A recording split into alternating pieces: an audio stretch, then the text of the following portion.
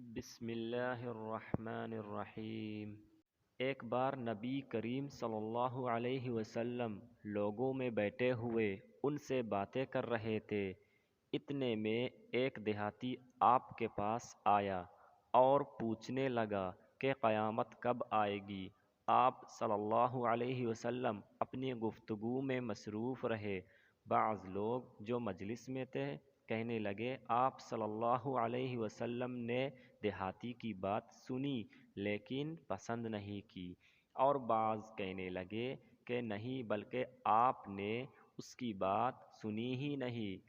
جب آپ صلی اللہ علیہ وسلم اپنی باتیں پوری کر چکے تو میں سمجھتا ہوں کہ آپ صلی اللہ علیہ وسلم نے یوں فرمایا، وہ قیامت کے بارے میں پوچھنے والا کہاں گیا؟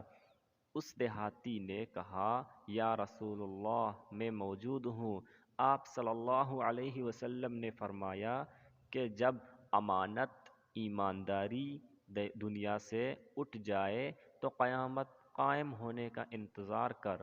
اس نے کہا، ایمانداری اٹھنے کا کیا مطلب ہے؟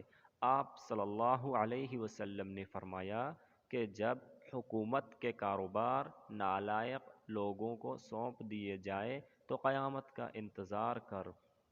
صحیح بخاری حدیث نمبر 59۔